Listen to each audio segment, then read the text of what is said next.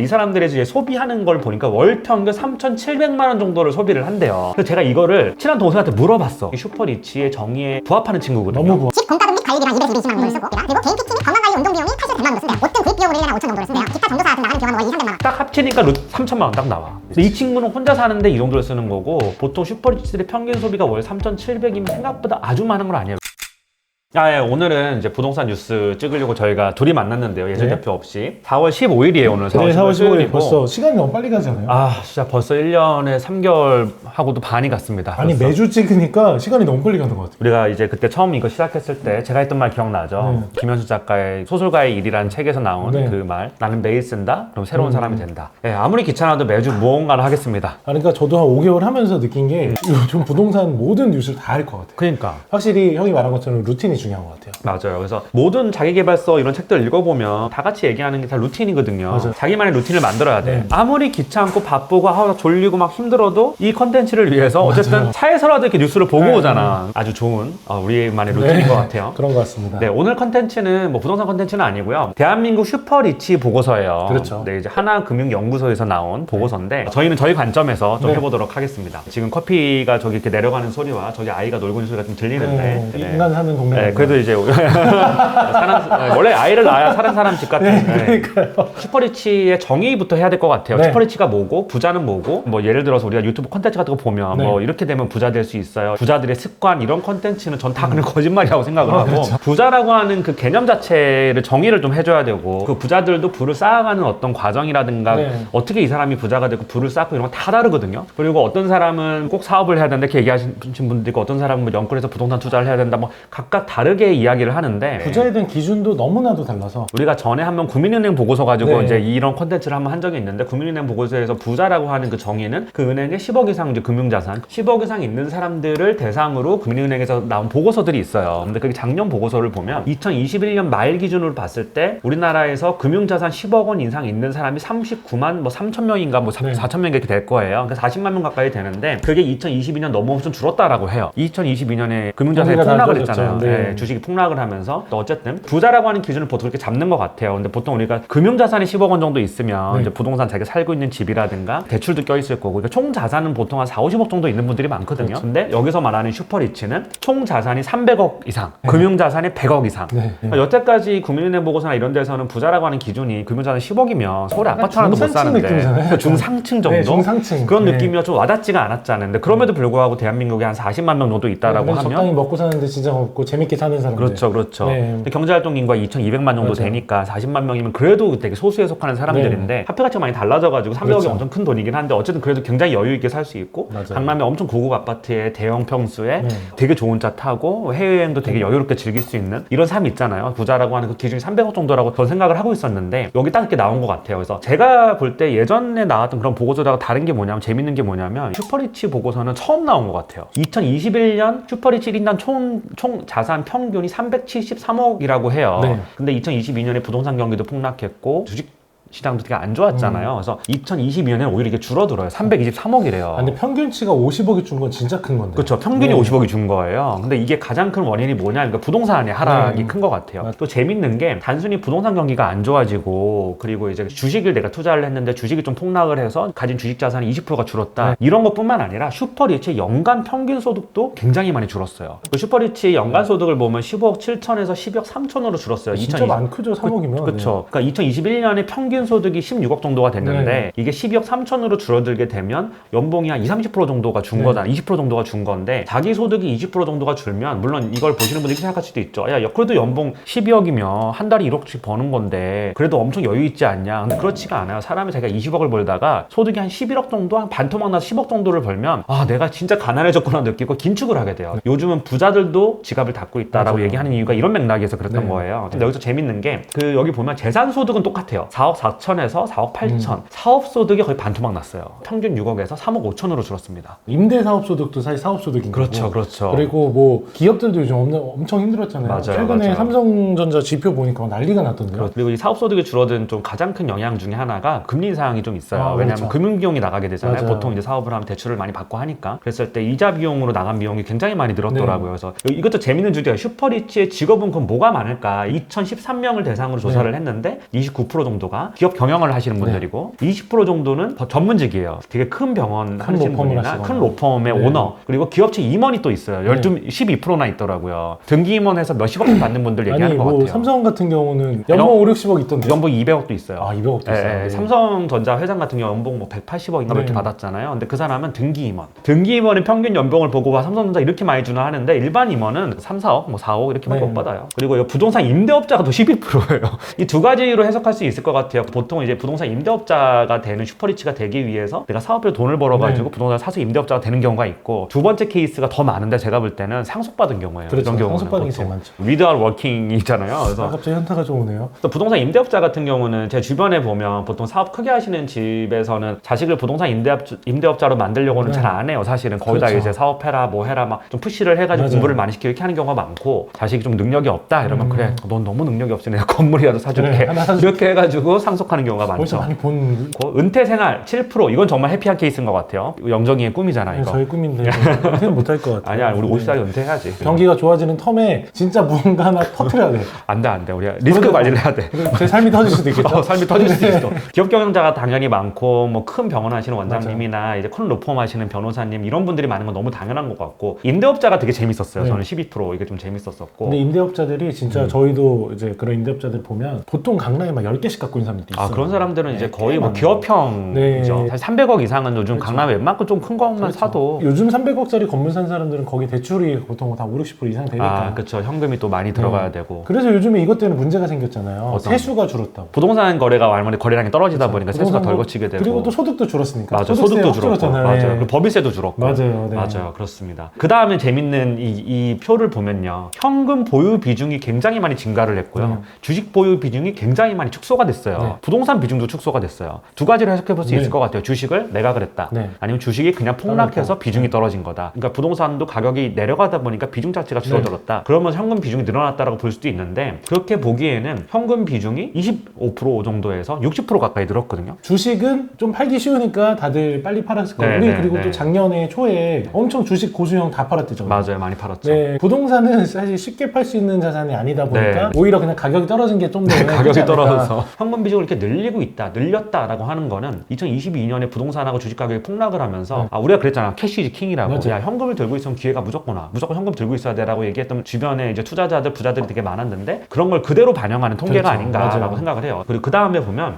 향후 투자 의향이 높은 자산은 부동산이 32%로 대한민국 1위고 예금이 21%예요. 뭐죠 이거는? 무서워서 그런가? 그러니까 금융시장 자체가 원래 모든 게 부동산은 그래도 후반형인데 금융시장 워낙 선반형이다 보니까 네, 네. 경기 영향을 너무 많이 받았잖아요. 네, 네. 오히려 이런 거를 또 보수들은 좋은데 네, 네. 일반적인 사람들은 그게 두려우니까 또 재밌는 이야기가 있는데요. 이거 아마 이 통계를 집계한 게 통계라기보다는 2013년을 대상으로 조사했을 때 그 시점이 아마 2022년 말 기준이니까 네. 2023년 초에 아마 이걸 다 집계를 했을 거예요. 그렇죠. 근데 그때 2023년 대한민국 실물 경제 부동산이죠. 부동산이 79%가 더 안 좋아질 거다라고 네. 전망을 했더라고요. 근데 제가 이따가도 뒤에서 얘기를 하겠지만 이 슈퍼리치들 집단이 있잖아요. 300억 이상의 집단, 그리고 이제 그냥 부자 집단, 금융자산 10억 원 이상의 뭐 자산 한 5, 60억 있는 그 부자 집단, 그리고 대중부자라고 있어요. 그 밑에 더 그런 사람들 기준으로 봤을 때 가장 투자 수익률이 높았던 집단이 슈퍼리치 집단이거든요. 네, 그러니까 그죠? 다들 그런 얘기 하잖아요. 부자들이 더 번다고.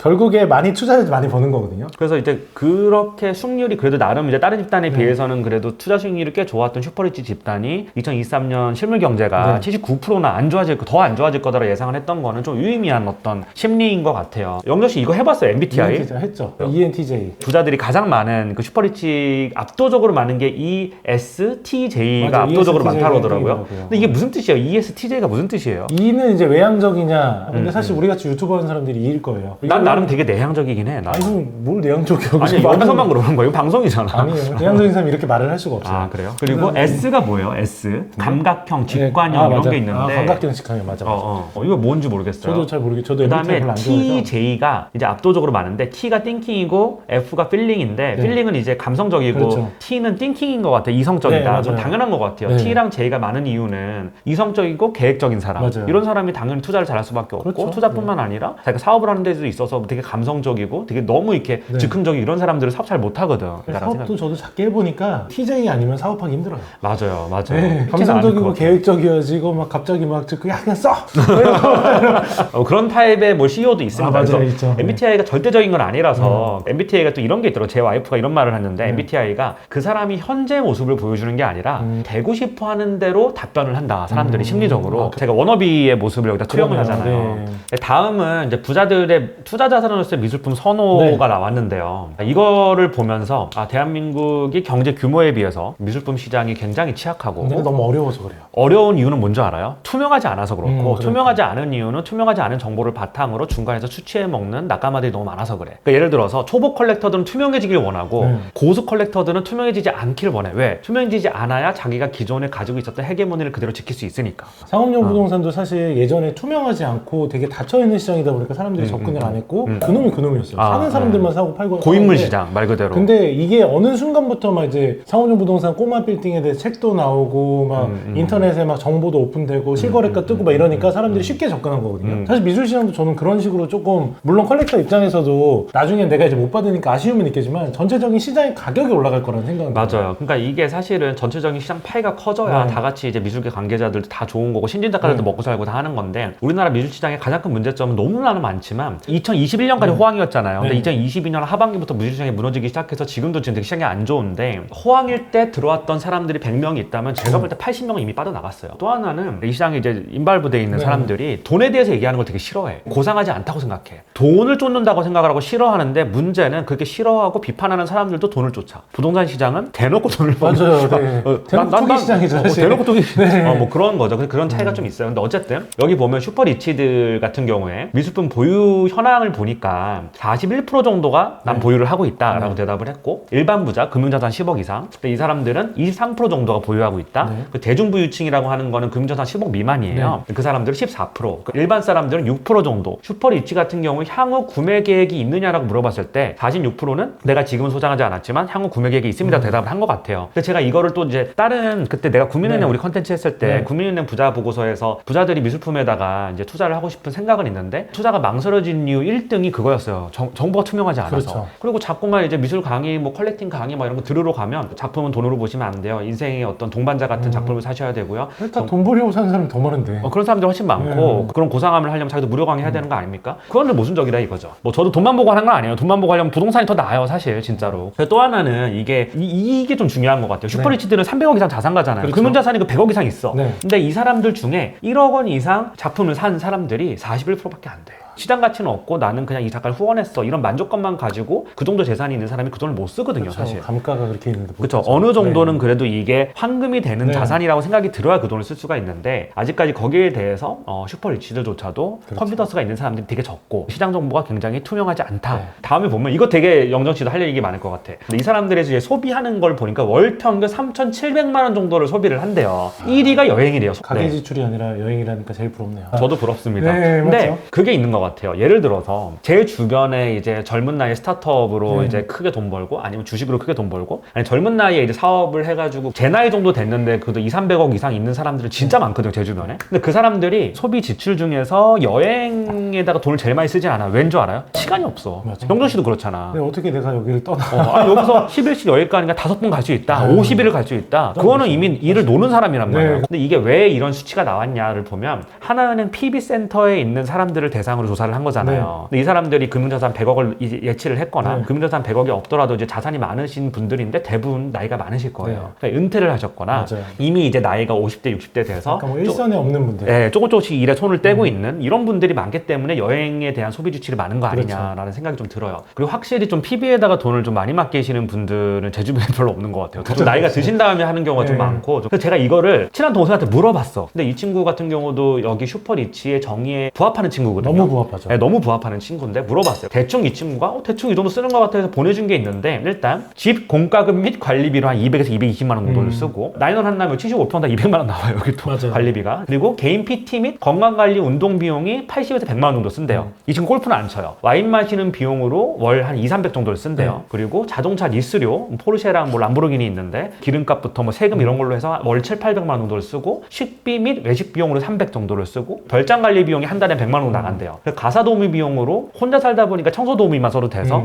이제 100만 원밖에 안 쓰는 거고, 여행 비용으로 1년에 한 4천만 원 정도 쓴다고 네. 하더라고요. 4, 5천 정도 여행기 비용 쓴다. 옷 등 구입 비용으로 1년에 한 5천 정도를 쓴대요. 기타 경조사 등 나가는 비용 하면 월 2, 300만 원. 딱 합치니까 3천만 원 딱 나와. 근데 이 친구는 혼자 사는데 이 정도를 쓰는 거고, 보통 슈퍼리치들의 평균 소비가 월 3,700이면 생각보다 아주 많은 건 아니에요. 그렇죠. 왜? 왜냐면 여기 양육비가 들어가잖아. 애 키우는 비용이 들어가잖아. 골프 네. 좋아하시는 분들도 골프 치러 네. 다니시고. 3,700이 적은 돈은 아니지만 3,700만 원이 4인 가족이 같이 쓰면서 엄청나게 뭐 사치하고 이럴 수 있는 돈도 아니에요. 일반 슈퍼리치 기준은, 기준으로 슈퍼리치 기준으로 300억 그렇죠. 이상 있는 사람들 기준으로 네, 봤을 때는 맞아요. 엄청나게 과소비하는 건 또 아니에요. 근데 여기서 이 친구의 킬링 포인트가 있어. 3천만 원을 루틴하게 나가는 거고, 예를 들어서 내가 미술 작품을 산다, 1억을 썼다, 이건 포함이 안 되는 비용이에요. 그렇죠. 사실은 뭐 이제 재산이 많은 사람들이 굉장히 소비를 많이 할 수밖에 없는 생활 수준이 올라가게 맞아요. 되니까. 이게 네. 결국 어쩔 수 없더라고요. 그리고 이거 모아둔 자산은 나의 건강과 취미, 노후를 위해 쓰고 싶다. 영현 씨는 뭐 한 500억 있다. 어디에 제일 많이 쓰실 것 같아요? 저도 비슷할 것 같아요. 인생 한 번뿐이잖아요. 아, 그렇죠.